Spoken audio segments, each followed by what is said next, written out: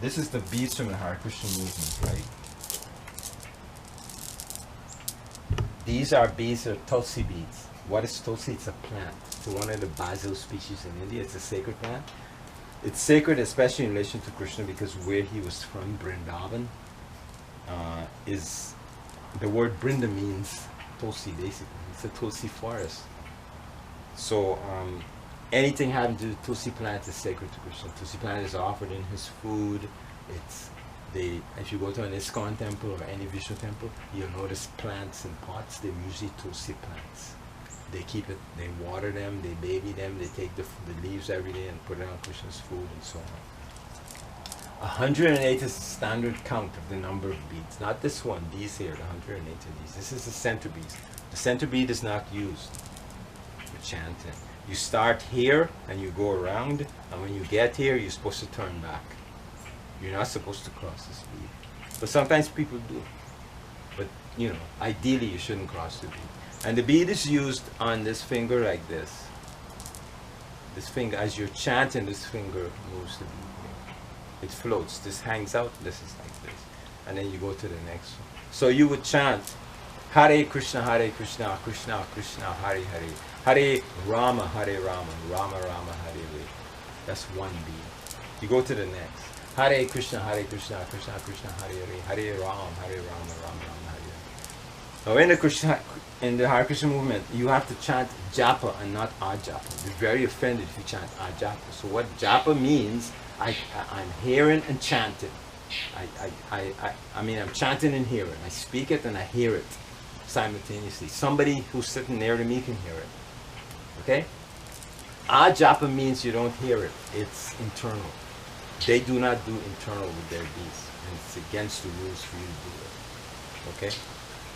So that is japa. Okay? How do you get a pair of beads? You go buy it to the store and you use it. In the beginning, you buy the beads. They're usually whitey. The reason why these have this polish is because these have been soaked in linseed. Okay?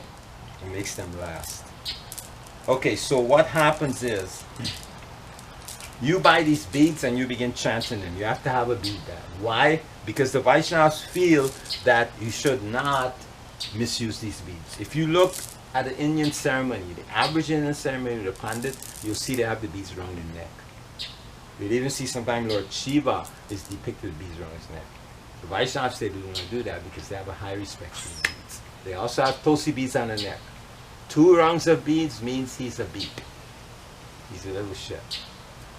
2 underneath. These are the same tulsi plant, but they're fine little beads, and they wrap it around the neck. 3 beads means the guy's initiated and he is an advanced person.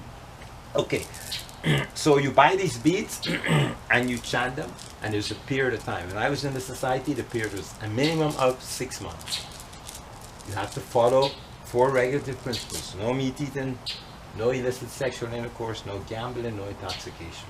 You have to do that, and you have to do this. And they have to check to make sure you're doing it. So if you're living at home, it's very difficult for them to check it, which means you wouldn't be initiated in 6 months. Because they can't check you. But if you're in the ashram, they're watching everything you do because you live there. You have no choice. They check everything. So then you go through a fire ceremony and you're offered beads. And they give you a name. You go through a fire ceremony with a Swami or with the temple president, some official. And what happens is you have to turn the beads in. The night or day before you chant, you have to turn the beads in. It goes to the acharya, the principal teacher. And what does he do? He chants on your beads. He goes through the whole round and he chants on your beads. The idea is that he's putting a potency or power in your beads. Okay?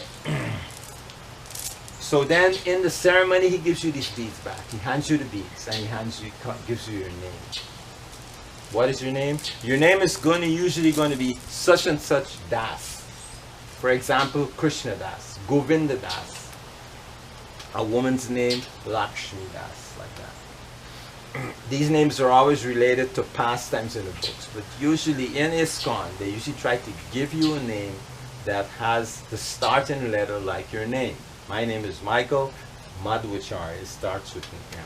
They try to do that. It doesn't always, they don't always do it, but they try to do it. Okay. Rarely is your name not changed. If I'm from India, my name is Krishna. It doesn't matter. The Acharya or the teacher may change my name to something else. But Das must be added to the name because they want to be certain that you remember you're not Krishna, you're Krishna Das. So what does Das mean? Servant. Little pussycat. Okay. So when you're chanting, generally most people in India chant with the beads up. In the Hare Krishna movement, they do not do that. You chant with your beads in the bag. Okay. How is that done? Well, there's a little hole in the bag. This crazy finger goes through that hole. You don't need them, right? I got my beads. I'm doing the same thing I was doing before. Hare Krishna, Krishna Krishna, Hare Hare, Hare Rama, Rama Rama, Hare Hare. When you're in the mandir in the morning, you have to, mandir means temple, you have to walk up and down. There's people walking up and down. Each person's got his bag, he's chanting. Before the main ceremony opens, some devotees get in there early and they chant what we call chant out some rounds. You got 16 of these rounds of going around this 108 times by 16, and you got to chant out every day. So you will go in there early. Mangalarti is 4:30. You are there, let's say 3:34. You chant out rounds, because then later on in the day, you just have a few rounds left. Got it? Okay. Okay. Now, this is another set of beads. These are called Rudraka beads. It's from a tree, Rudra tree. Who's Rudra? Lord Shiva. Always remember that. Lord Shiva is Rudra. Don't play with them. Because the word Rudra, what does it mean? A person that makes other people cry. So just remember his name, right? Okay. So these are Rudraka beads and they are used for Shiva mantras. They're never used for Vishnu mantras. Om Namo Shivaya may be chanted on there. And there's other types of beads. These beads are roughish. Isn't that? Yeah, that's what we have on. Okay? There's a smaller version. Well, there's different sizes of all these things. It's a 5-phase Panchamukhi. Huh? 5-phase Panchamukhi. Panchamukhi Lord Shiva. Pancha means 5. Mukhi means face. Okay. Some water. What is this? This hangs outside the bag. This is your counter. Got to chant 16 rounds? You might have 16 counter or 8. You move them up like that in the morning. Done 1, pull them down. Done 2, pull them down. Done 3, pull them down. Thanks. In that way, you can count the beads. Who is on the bead bag? In this case, it's Radha and Krishna. What is written here? Hare Krishna, Hare Krishna. Hare Hare, Krishna Krishna. So the name is written. If you could read Hindi or Sanskrit, you would be able to read it. Otherwise, to you, it's just gibberish. Sometimes you can buy it with English on here. At the bottom here, it says Shri Vrindavan Dhamma. Right to the bottom. What does that mean? Shri Vrindavan is where Krishna grew up. Cowherd boy. He was in a place called Vrindavan. Dhamma means the land, the place, the territory. So Radha and Krishna are in Vrindavan. It's right on here. This is called Krishna consciousness. Why?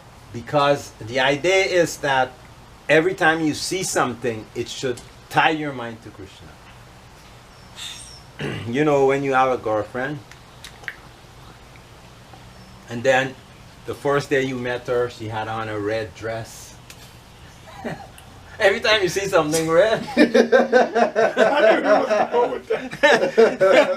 Okay, so that is red dress consciousness. So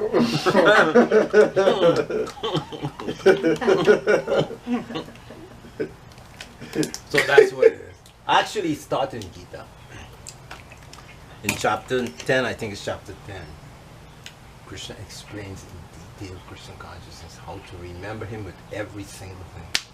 To Arjuna. So the idea that somebody's got some kind of secret to this, it's in the book.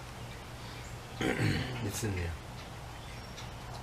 And it's not only Krishna's name and his activities, but it's the vision, the spiritual vision one must have. Superficially saying Hare Krishna, while deep down inside, I'm really involved in something else. It's not going to work. It's not gonna work. But the Krishna conscious people, sometimes they tell you, it doesn't matter how you chant. They quote from the Lord Chaitanya's life, saying that there's no hard and fast rules for chanting only. But even though they say that, when you join the ashram, they police you how you do it. And if you are a yogi, if you got some sense, you'll realize that when you chant in Hare Krishna, the mind is so devious that it will be thinking about something else. Because you're trying to get it to do something. It's not. It's Yeah, it's like a computer. It's like a, what do they call this thing when it hacks the program. Yeah, You know what I yeah. mean? It hacks the program. You're trying to do this and it's doing something else in the background, stealing out your bank account. You know? Okay.